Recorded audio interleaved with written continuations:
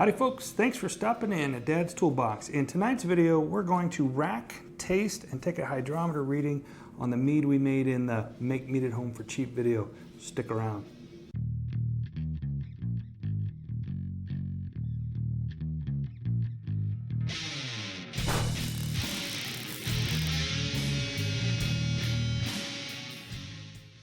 All right guys, if you haven't seen the video, Make Mead at Home for Cheap, link's right up there. Check it out, that way you know how we got to where we're at right now. Let's look at the product. This thing's been fermenting for like 45 days. Judging by the volume of the balloon, it looks like it's just about ended fermentation cycle. It may pick up again after we get it all stirred up. The clarity is pretty awesome. It's got a little bit of a haze. Let me get you a closer look at that. You can see there it's pretty clear, and I've got a pretty good pack yeast cake at the bottom there. I bumped it on the friggin' chair when I brought it over to the table, so it's not as clear as it was when I moved it, but that's always the case, so we're not gonna sweat that a whole lot. Let's get set up for racking. All right, so in order to get a rack tonight, I'm gonna go ahead and use my auto siphon. It's a really large auto siphon. It's for 5-gallon fermenters and whatnot, but that's actually the better one to buy. Ooh, that came off really easy. Smell that, it smells pretty good. You can buy the 5-gallon one and it'll work in the 1-gallon jugs, but you can't buy the 1-gallon one and put it in the 5-gallon jugs. So keep that in mind when you go to buy one. I'll go ahead and put a link to the one I have down below, and we're not going to make a big deal about racking this because I've done a video on racking already. So I'm going to just get her going and we'll power through this part here.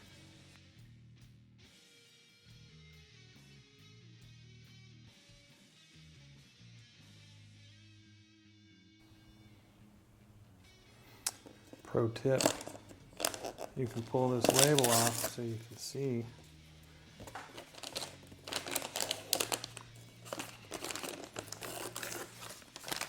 where everything's at.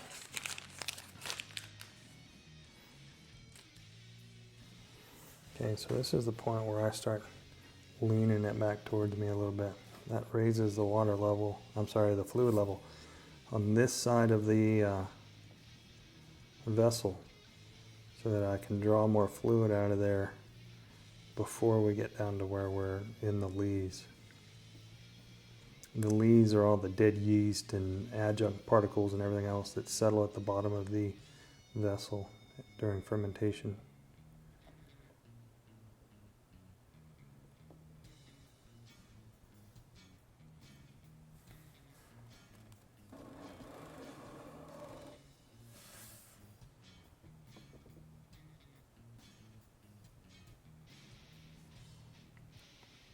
You can look, you can see how well you're doing by watching your tube. As soon as that turns cloudy, you know you've gotten into the junk. Right now we're looking real good. Let's get close. This is going to be a real good racking.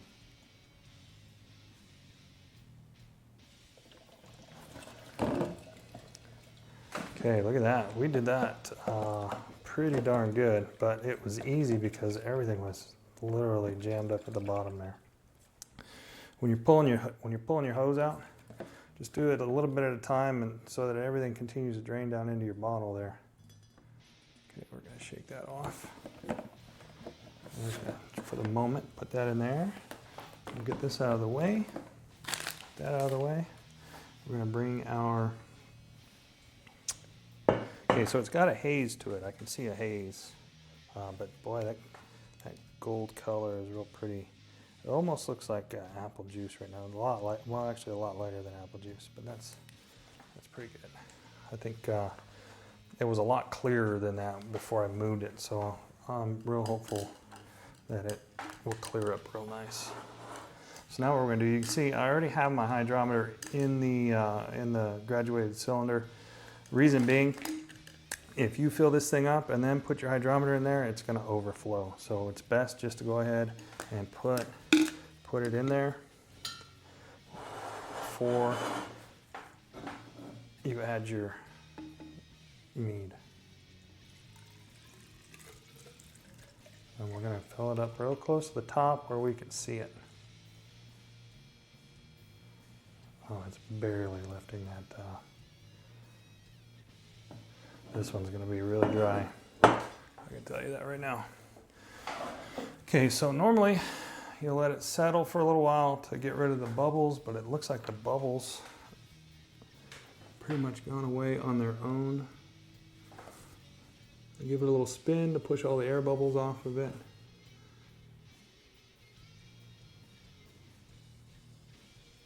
Man, that is going to be really dry. Okay, so that's going to be 1.002. Wow. Okay, that's awesome. That means that yeast that I used just chewed through almost every single molecule of sugar in here. Okay, so we're going to set that down. I'm going to pour a little bit in my taster here.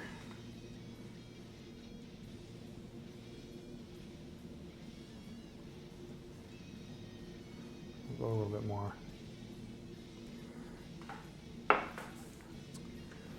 And then pop that in there. This is like the reward for all the work that you do. You get to sit here and taste all your meads. If you've got several batches going, you can be tasting several batches every time you sit down to do this. So we're going to pour this in there real gently. We don't want to oxidize it any more than we have to.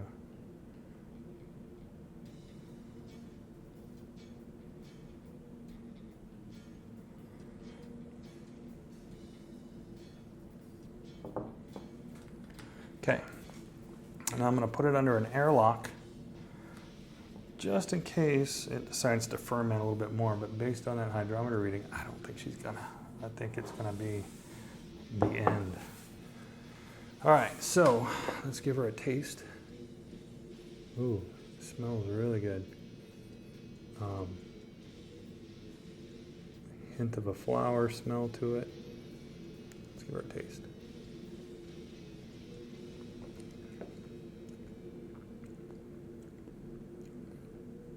Really dry, not a lot of alcoholic burn.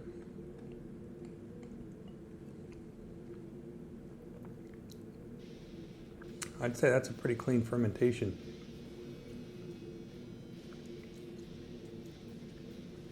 I think with some age it'll mellow it because it's got a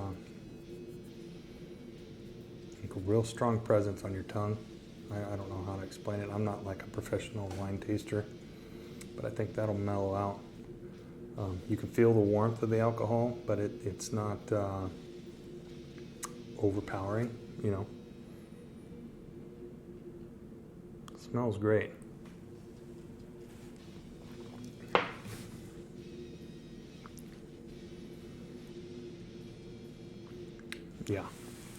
Yeah, she's gonna do real nicely. A little bit drier than I normally like to drink the mead, but that's fine. And I'll tell you why. Because every now and again, you're going to run across a batch that you make that's going to be too sweet. And then what you can do is you can blend it. You can blend it with some of your drier mead and adjust it the way you want. And vice versa. You can also put some of your sweeter mead or some of your flavored mead in with the dry mead and totally change its profile. And that's called a blended mead. Before I forget,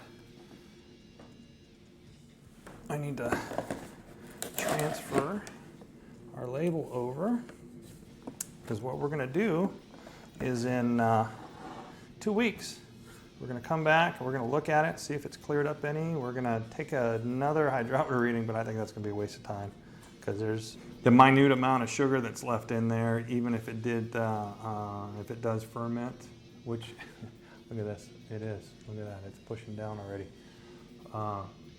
When that's gone, it's only going to change the alcohol content by a very minimal amount. So, and that's the whole reason we take hydrometer readings, is so we can calculate the alcohol content. And then here's the great thing. I can throw this fermenter away. I don't have to wash it. I don't have to get my bottle brush and get all that gunk off of there, I can just throw that away and be done with it. The only thing I've got to wash is these items here. And the racking cane. The rest of that, garbage. So come back in 2 weeks when we're going to take another look at this one. Thanks for stopping in.